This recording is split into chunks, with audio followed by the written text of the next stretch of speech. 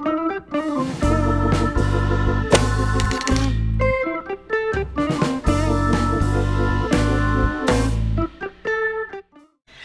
everyone and welcome back. If this is your first time, I hope you'll stay. Espero que te quedes. Now today, I've got a lesson all about something that I feel is so very central to Spanish cuisine and Spanish culture. Every single time I'm doing a video, there's loads of noise outside. Olvídalo. Okay, so the word you're going to be looking at today is carne, okay? Meat, carne. Now, you might have seen this word before. In fact, I am sure you've seen this word before if you've been doing Spanish for a little while. Now, carne refers to flesh, human flesh or animal flesh, the meat we eat, meat. Or it also refers to pulp, so the pulp, the fruit, orange juice, you can get the pulp in the orange juice. I love the pulp, so that pulp, the carne of the fruit, they use it for that as well. Also, quince jam, okay, which is something that I can't say I love, but they also use it for that. They would say carne de membrillo for quince jam. Okay, so those are the nouns. Okay, these are what we know carne for in English. But now we're going to go over the verbs, see what verbs are typically used with the word meat in Spanish. Okay, let's begin. Right, so the first verb I have for you is ser, which is to be. Ser, uña y carne. Now, as you know, uña is nail, uña y carne. And it just means to be thick as thieves, so very close to someone, joined at the hip. A sentence. Mis primas son uña y carne. So my cousins are thick as thieves, very close. Okay, so ser, uña y carne, to be thick as thieves. Okay, that's your first verb. First verbal expression. Okay, the next one is ser de carne y hueso. Ser de carne y hueso would translate to be of meat and bone. Do you guys know what that one means? Okay. Yeah, to be flesh and bones. To be flesh and bones. But, okay, I'll give you an example when you would use this. Say, for instance, you say something that has really hurt my feelings, and I want to express to you that, I'm just like anyone else. I've got feelings, so that's really got to me, that's really hurt me. I might say, no tenías por qué decir eso, porque yo soy de carne y hueso como tú. Okay? You didn't have to say that to me because I am as sensitive as anybody else. I am flesh and bone just like you. I've got feelings. Okay? I've got feelings. My feelings do matter. Don't say that to me. That's hurt my feelings. Soy de carne y hueso. Okay? I'm a person. All right. Okay. I do like that one. Okay. Next one. Poner la carne de gallina. Poner, to put, la carne, the meat, de gallina, the chicken, the hen. And that's a funny expression. That is a funny one, but it means to get or to give goosebumps. An example. Cuando canta mi madre, me pone la carne de gallina. Okay, when my mother sings, I get goosebumps. Okay, moving on. Okay, temblarle las carnes a alguien. Temblarle, to tremble the meat of someone, is when you are terrified of someone, you're very scared, something really scares you, okay? So to be terrified or scared, to be very scared of something, okay? Of something. Okay, to make someone very scared of something. Something's very scary to you. Again. Okay. Okay, let's move on to adjectives. De carne y hueso, which we saw over there as the verb before, ser carne y hueso, but here I've just put de carne y hueso, and as I said before, I'm a person, it means real. Soy de carne y hueso. Okay, I'm alive, I'm real, okay, I'm a person, I'm here in person, okay, soy de carne y hueso, okay, I am real, okay, I'm a real person, soy de carne y hueso, touch me, soy de carne y hueso, touch me, soy de carne y hueso, I'm here, okay, right, en carne viva just refers to maybe a cut or open wound, so a sentence. María salió del accidente con la espalda en carne viva. So Maria came out of the accident with her back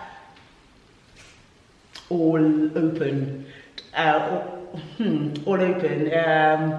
bare, raw, I think is the word, raw. When your flesh is raw because the top layer is just not there anymore. That's what it refers to. So, open wound. En carne viva. Okay? Mira que me ha pasado. Tengo el brazo en carne viva. Uf. Okay? My arm is, the top layer is gone. Okay? I've got an open wound on my arm. Okay? Right, let's carry on. Another adjective I have for you is color carne. Okay? Color carne. Me gustaría comprar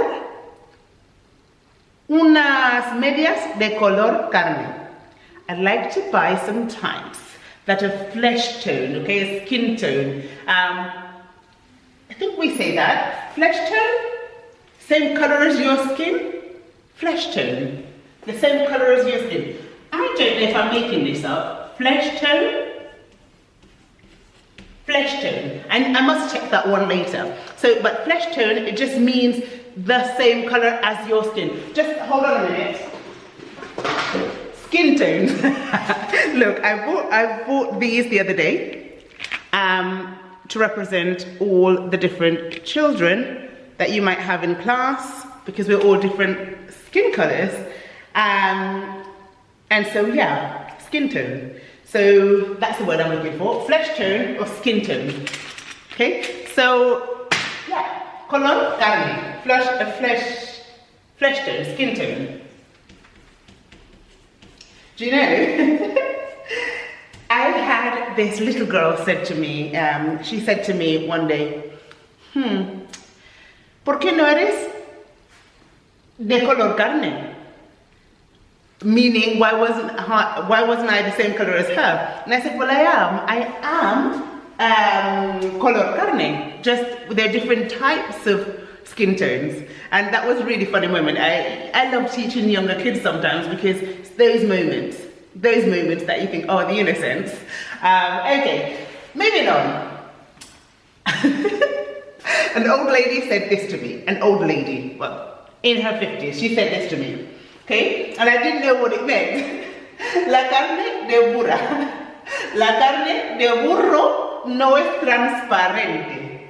Okay, let's try again. La carne de burro no es transparente. Okay, it goes under our expressions actually.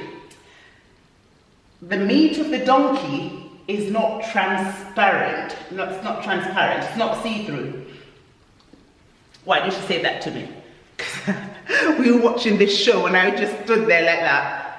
And she couldn't see. She couldn't see. So it was basically saying, get out of the way, I can't see through you. We would say in English, if somebody just stood in front of you and blocked your view, you would say, I can't see through you. Okay? So this is the expression and I just love it.